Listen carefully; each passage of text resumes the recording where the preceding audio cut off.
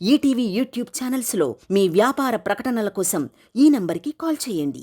పెళ్లి పుస్తకం కామెడీ కాదు, సొల్యూషన్ ఏంటో చెప్పు. గారెల పిండితో పకోడీలు వచ్చాయి కాబట్టి పకోడీ పిండితో ట్రై చేయండి. గారెలు వస్తాయేమో. గెస్ట్లు వస్తున్నారు కాబట్టి వదిలేస్తున్నాను. లేదంటే లేదంటే ఈ పకోడీలు నానబెట్టి గారెలు చేసేవారా? చేయండి చేయండి. ఓకే ఓకే, నేను నేర్పిస్తాను. ఆ నేర్పు. పిండి లేవండి.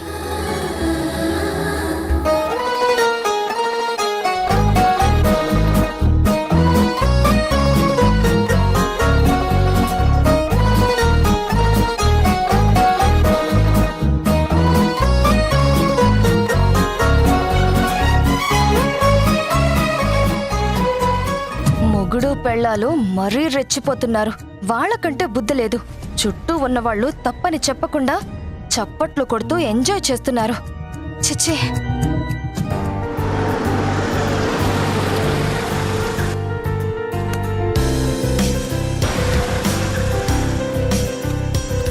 పప్పా, అంకుల్ ఆంటీ వచ్చినట్టున్నారు. అయ్యో, వెంటనే డ్రెస్ చేంజ్ చేసుకో. అవునా? సరే, వెళ్తున్నా. Welcome Chandu, welcome Tanuja. లోపలికి రండి. వావ్, ఇదెవరు రాశారు? ఇలాంటి క్రియేటివిటీ ఐడియాస్ మాకు తప్ప ఎవ్వరికి రావు అంకుల్. నేను టెడ్డీ కలిసి ఇలా డెకరేట్ చేసాం. వెరీ గుడ్, చాలా బాగున్నాయి. మేము వస్తున్నామని మీ ఫ్యామిలీ అంతా ముందే గ్యాదర్ అయ్యారా? లేదు చందు, మేమంతా కలిసే ఉంటాం. ఓ గ్రేట్. మన ఫ్యామిలీని నేను ఇంట్రడ్యూస్ చేస్తాను పప్పా. అంకుల్, మీకు నేను, మా పప్ప, అమ్మ తెలుసు కదా. వీళ్ళిద్దరూ మా అమ్మమ్మలు. పెద్దమ్మమ్మ, చిన్నమ్మమ్మ. నమస్కారం అండి. నమస్కారం బాబు, నమస్కారం. మీరు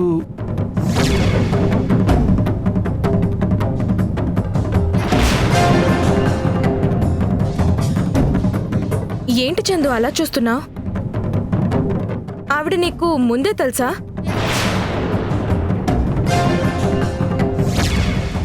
ఆవిడ పేరు అభిలాష. ఓ అభిలాష అంటే మీరేనా?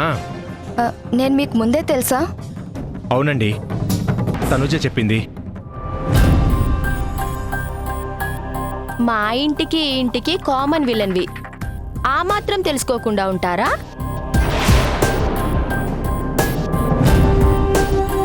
తప్పు టెడ్డీ, నీకన్నా వయసులో పెద్దవాళ్ళ గురించి అలా మాట్లాడకూడదు.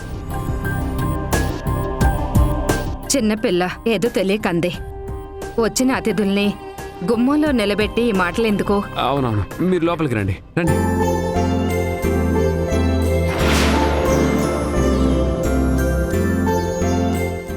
ఇలాంటి ప్రశ్నలు ఎదురవుతాయనే ఈ దరిద్రం ఎవరికంటా పడకుండా లోపలికి వెళ్ళిపోమన్నాను.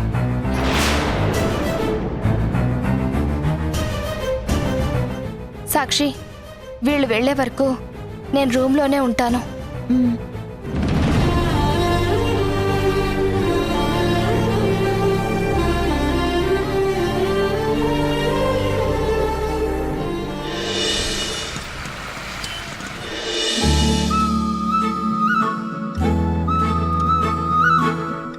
మా ఇంటికి వచ్చిన గెస్ట్ల కోసం నేను టెడ్డీ ప్రిపేర్ చేసిన ఈ స్పెషల్ గిఫ్ట్ తీసుకోండి.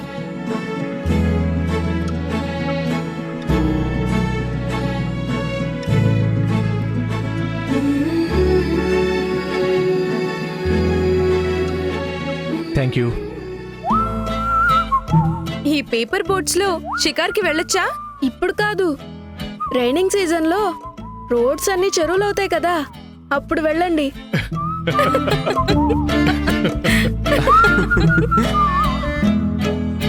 తెలుసో తెలియకో వీళ్ళిద్దరూ మనకి చాలా వాల్యుబుల్ గిఫ్ట్ ఇచ్చారు.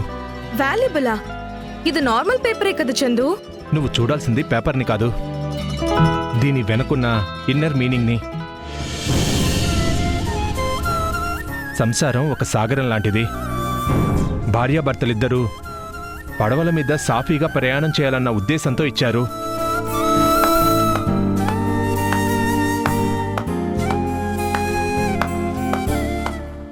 Wow, great. ఇంత చిన్న గిఫ్ట్లో అంత గొప్ప అర్థం ఉందని నువ్వు చెప్పే వరకు మాకు కూడా తెలీదు. ఈ ప్రపంచంలో ప్రతి చిన్న విషయం వెనక ఒక గొప్ప అర్థం దాగుంటుంది నందుగారు. పైకి కనిపించని భావాల్ని మనిషి మనోనేత్రంతో చూడాలి. సూక్ష్మంలో మోక్షం అంటే ఇదే అనుకుంటా. అంతేనా చందు గారు? ఏమోనండి, మోక్షాల గురించైతే తెలియదు గాని నాకు తోచింది చెప్పాను అంతే. తోచింది కాదు, జీవితం గురించి ఎంతో తెలిసిన వాళ్ళ చెప్పావు. ఏదో అంతా మీ అభిమానం నందుగారు. సరే రండి, భోజనం చేద్దరు గాని. రండి.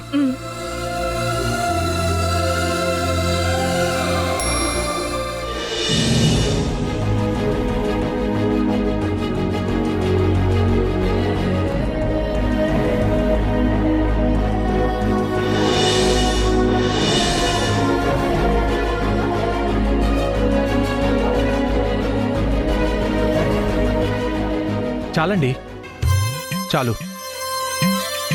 అందరికీ ఇదే చెప్తున్నాను, భోజనం దగ్గర ఎవ్వరూ మొహమాట పడద్దు.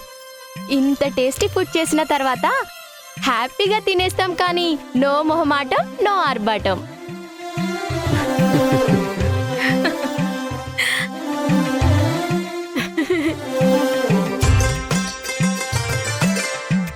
మీరు కూడా కూర్చోండి.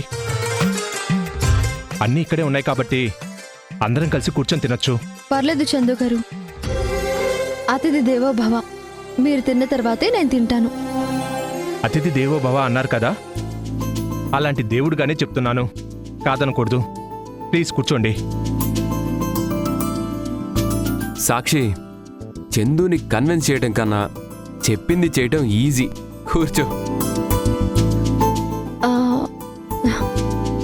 ఏమండి, అభికి భోజనం ఇచ్చొస్తాను.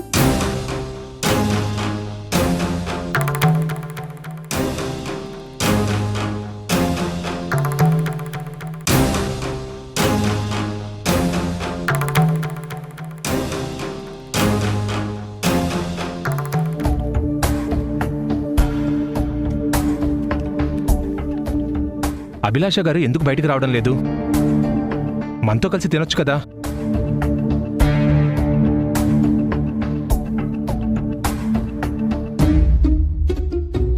చందు, ఈ ఇంట్లో సాక్షికి తప్ప అభి అంటే ఎవరికి ఇష్టం లేదని చెప్పాను కదా చందు.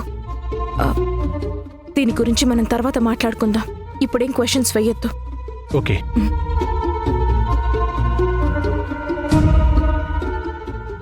టెడ్డీ, నీకు ఇష్టమైన లడ్డు ఉంది, తిను. Okay uncle. కూర్చో.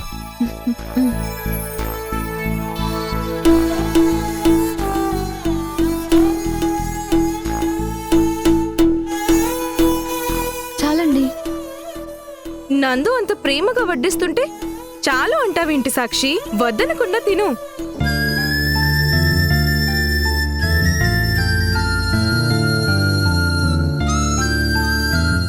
కెరీర్ గురించి ఏమైనా ప్లాన్స్ ఉన్నాయా చందు? అంటే ఏదైనా బిజినెస్ స్టార్ట్ చేయడం, లేదంటే మీ మావయ్య గారి కంపెనీలో జాయిన్ అయ్యి హెల్ప్ చేయడం అలా?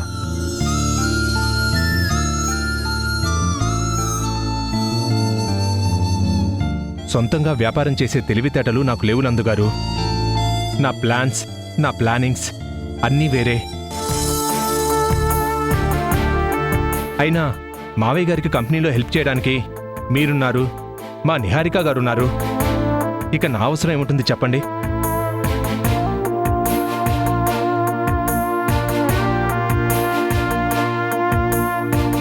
ఆల్రెడీ 2-3 కంపెనీలో జాబ్కి అప్లై చేశాను. ఏదో ఒకటి ఖచ్చితంగా వస్తుందని నమ్మకంగా ఉంది.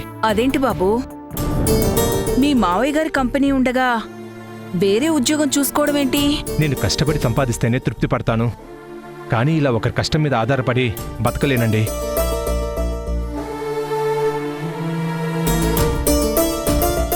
అందరూ అంటే ఏమో అనుకున్నాను, కానీ మీ ఆయన మాటలు గుణం చూస్తుంటే నిజంగా ఈ కాలంలో ఇలాంటి వ్యక్తి భర్తగా దొరకడం నీ అదృష్టం.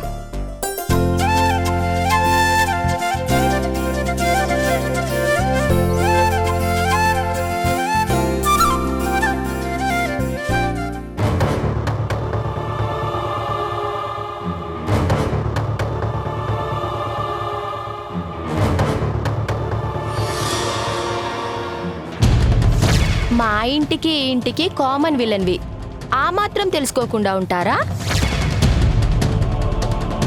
ఎలాంటి ప్రశ్నలు ఎదురవుతాయనే ఈ దరిద్రం ఎవరి కంట పడకుండా లోపలికి వెళ్ళిపోమన్నాను.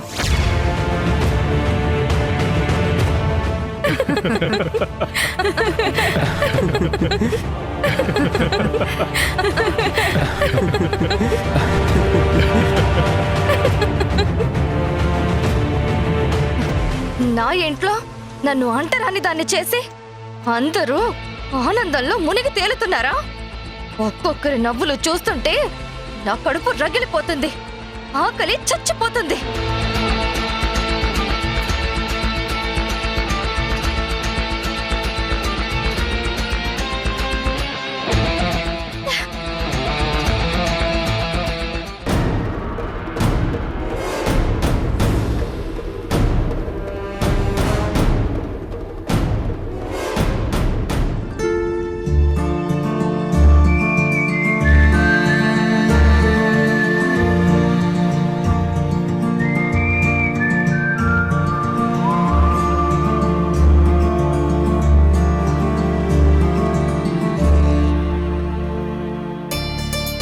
అమ్మా, నాకు ఇంకో కప్పు ఇవ్వా.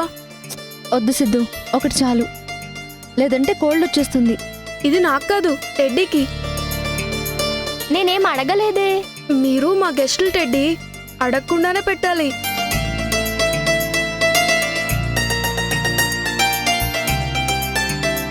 సిద్ధు తీసుకో. థ్యాంక్స్ అమ్మా. ఇది నీకు కాదు, మీ మమ్మకి ఇచ్చిరా.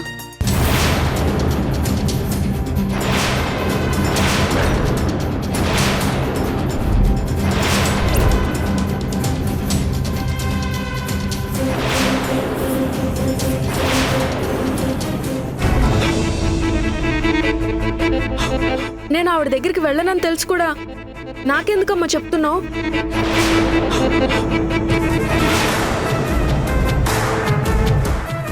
ఆవిడ గారు ఐస్ క్రీమ్ తినకపోతే ఏం కాదు, కానీ నువ్వు తీసుకో.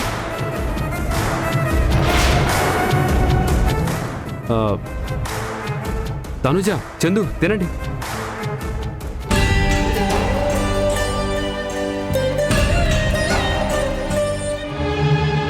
ఒక మనిషిని ఇంత నీచంగా హీనంగా ట్రీట్ చేస్తున్నారంటే ఇదేదో ఖచ్చితంగా మనకి పనికొచ్చే క్యారెక్టర్లా ఉంది. ఈ రెండు కుటుంబాలకి శత్రువు అంటే మనకి మిత్రుడిగా మారే ఛాన్స్ కూడా ఉంది. ఎందుకైనా మంచిది మైండ్లో సేవ్ చేసుకుంటే ఎప్పటికైనా పనికొస్తుంది.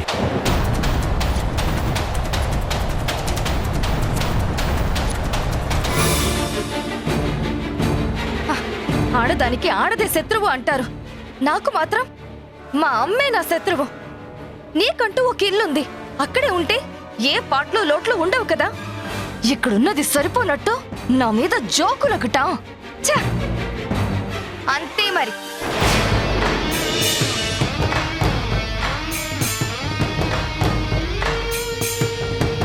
జీవితాంతం ఇలా నీలో నువ్వే మాట్లాడుకుంటూ ఉండు. అందరి ముందు చెప్పలేని విషయాలు ఇలా కాక ఇంకెలా మాట్లాడుకుంటారు? అదే చెప్తున్నాను కదా.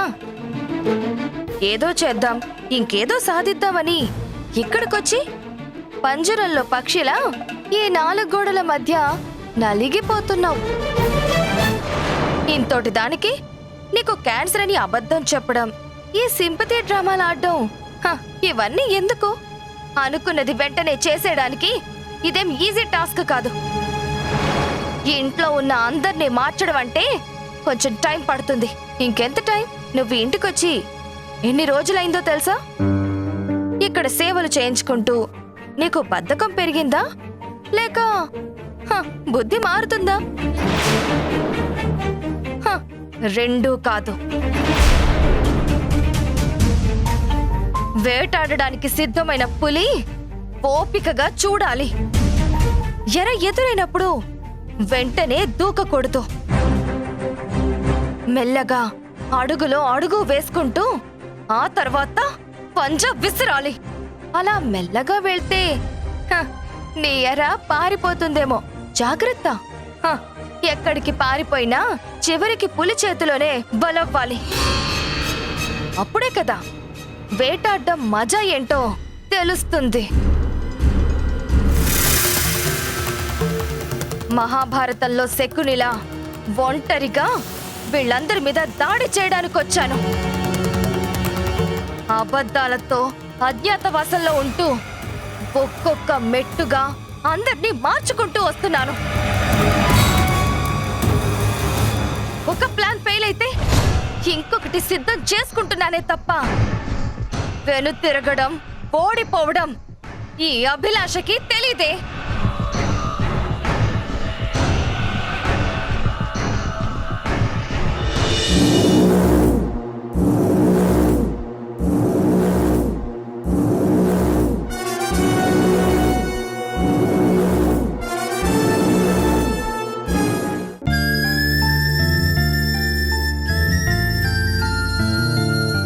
ఇటు ఇవ్వండి.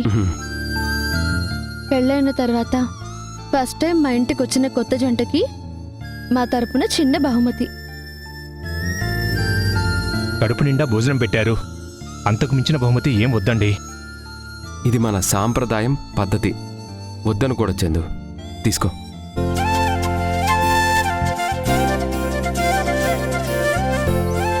అంకుల్, పిన్ని బాబాయ్కేనా? నాకు లేవా గిఫ్ట్స్? ఉన్నాయి టెడ్డీ.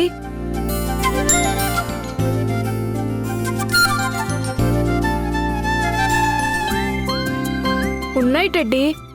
ఎవ్వరికిచ్చినా ఇవ్వకపోయినా నీకు ఇవ్వకపోతే నేను ఊరుకుంటానా? ఇది నీకు. Thank you Siddhu.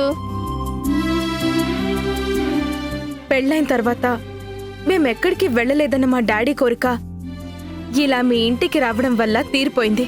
Tanuja, sir కోరుకున్నది ఏదైనా హనీమూన్కి వెళ్ళాలని తనుజ. అందరూ సంతోషంగా టైం స్పెండ్ చేస్తే ఇంతకన్నా బ్యూటిఫుల్ స్పాట్ ఎక్కడుంటుంది నందుగారు?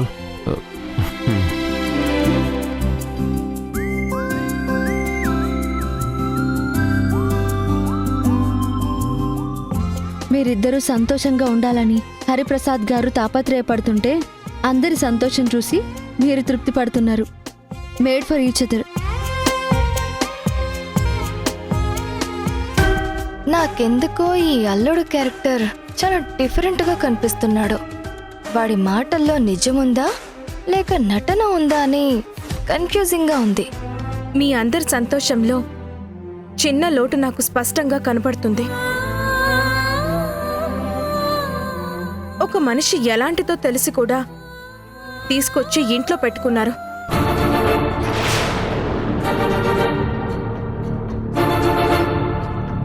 ఇది వార్నింగ్ అనుకుంటారో రిక్వెస్ట్ అనుకుంటారో కానీ ప్రతి క్షణం మీరు చాలా అలర్ట్గా ఉండాలి.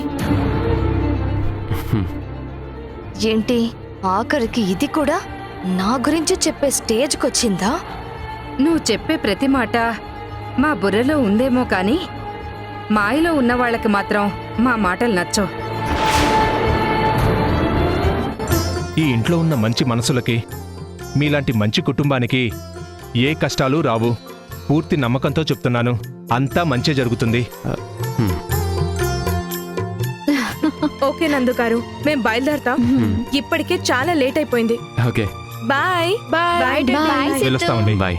వస్తామండి. Bye bye. బాయ్.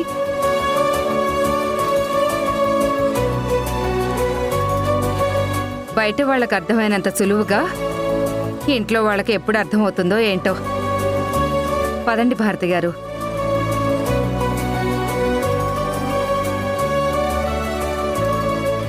నేనిక్కడ ఉన్నంతకాలం ఈ ఇంట్లో ఎవ్వరికీ ఏ మంచి జరగదు. మీరంతా నన్ను శత్రువుగా చూసినా సాక్షి నమ్మకమే నా బలం, దాని పతనమే నా విజయం.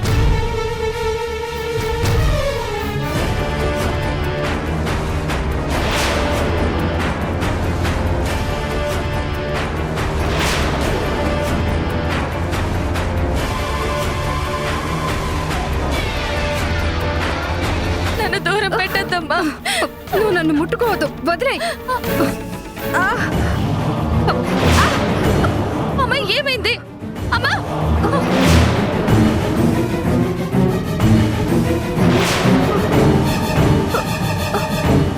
మా అమ్మని కాపాడటం అవసరమా?